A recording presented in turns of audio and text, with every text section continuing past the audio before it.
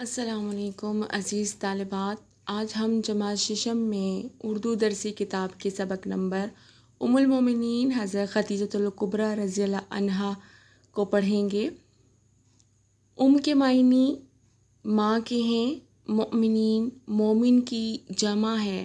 مومنین کی ماں حضرت خدیجۃ الکبریٰ رضی اللہ عنہا۔ آئیے دیکھتے ہیں کہ حضرت خدیجۃ الکبریٰ رضی اللہ تعالی عنہا کا رسول اللہ صلی اللہ علیہ وآلہ وسلم سے کیا رشتہ تھا، ان کی دین اسلام کے لیے کیا قربانیاں تھیں اور ان کے اوصاف حمیدہ کیا ہیں۔ ام المومنین حضرت خدیجۃ الکبریٰ رضی اللہ عنہا مکہ مکرمہ کے ایک بہت مشہور دولت مند تاجر خویلد کی صاحبزادی تھیں۔ اپنی شرافت اور پاکیزگی کی وجہ سے وہ طاہرہ اور سیدہ کے لقب سے مشہور تھیں۔ طاہرہ کے معنی پاکیزگی کے ہیں، پاک کے ہیں، اور سیدہ سید کا مؤنث ہے جس کے معنی امام کے بھی ہیں، پیشوا کے بھی ہو سکتے ہیں اور سردار کے بھی معنی لیے جا سکتے ہیں۔ حضرت خدیجۃ الکبریٰ مکہ کی ایک بہت مشہور اور عقل مند تاجر تھیں، جو کہ ایک مکہ کے معزز پیشے، عزت دار پیشے تجارت سے وابستہ تھیں۔ وہ اپنے کاروبار کی خود نگرانی کیا کرتی تھیں، اسی لیے قریش میں ان کو بہت تجارت کو ان کی بہت اہمیت حاصل تھی۔ ان کے تجارتی قافلے بہت بڑی مقدار میں، بہت بڑے پیمانے پر ایک ملک سے دوسرے ملک جایا کرتے تھے تجارتی سامان لے کر، اور اسی طرح ان کو اپنے کاروبار کو وسیع کرنے کے لیے ایک بہت ایماندار اور دیانتدار انسان کی ضرورت تھی، اور انہیں یہ بھی معلوم تھا کہ مکہ میں حضور اکرم صلی اللہ علیہ وسلم کو صادق و امین کے لقب سے پکارا جاتا ہے۔ حضرت خدیجۃ الکبریٰ کے کہنے پر رسول اللہ صلی اللہ علیہ وآلہ وسلم نے حضرت ابو طالب کے مشورے سے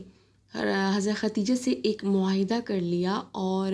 معاہدہ کہتے ہیں کسی سے باہم اقرار کر لینا، وعدہ کر لینا، اور ان کا تجارتی مال لے کر ملک شام روانہ ہو گئے۔ اس تجارتی قافلے میں حضرت خدیجہ رضی اللہ عنہا کے غلام میسرہ جن کا نام تھا وہ بھی ساتھ شامل تھے، جو کہ آپ صلی اللہ علیہ وآلہ وسلم کے اعلیٰ اخلاق، ان کی دیانتداری اور شرافت سے بے حد متاثر ہوئے اور ان کے گرویدہ ہو گئے، ان کے عاشق ہو گئے، اور وہ تمام باتیں، وہ تمام حالات اس نے آ کر حضرت خدیجۃ الکبریٰ رضی اللہ عنہ سے بیان کیے۔ حضرت خدیجۃ الکبریٰ رضی اللہ عنہ ان کی حضور اکرم صلی اللہ علیہ وسلم کے ان اخلاق سے بہت متاثر ہوئیں، اور یوں آپ نے ان سے نکاح کا پیغام بھیجا۔ رسول اللہ صلی اللہ علیہ وسلم نے اپنے چچا حضرت ابو طالب سے مشورہ کر کے ان کے اس پیغام کو قبول کر لیا، اور یوں دونوں شخصیات کا آپس میں نکاح ہو گیا۔ رسول اللہ صلی اللہ علیہ وسلم کی نکاح کے وقت عمر 25 سال اور حضرت خدیجۃ الکبریٰ کی عمر 40 برس تھی۔ حضرت خدیجۃ الکبریٰ نے اپنی زندگی کے 25 سال حضور اکرم صلی اللہ علیہ وآلہ وسلم کے ساتھ گزارے، اور اپنی تمام دولت دین اسلام کے فروغ اور رسول اللہ صلی اللہ علیہ وآلہ وسلم کی محبت میں غریبوں، حاجت مندوں اور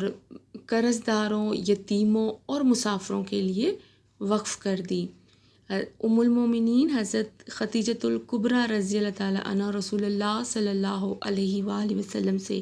بے حد عقیدت اور محبت رکھتی تھیں۔ یہی وجہ ہے کہ رسول اللہ صلی اللہ علیہ وآلہ وسلم جب بھی غار حرا میں نبوت سے پہلے اللہ کی عبادت کرنے کے لیے تشریف لے جاتے تو حضرت خدیجہ رضی اللہ عنہ وہاں بھی آپ کی خبر گیری کرتی، وہاں بھی آپ کا خیال رکھتی اور آپ کے لیے کھانے پینے کا انتظام کرتی۔ حضرت جبرائیل علیہ السلام کے غار حرا میں تشریف لانے کے بعد اور پہلی وحی کے بعد رسول اللہ صلی اللہ علیہ وآلہ وسلم جس بے چینی اور خوف کا شکار تھے،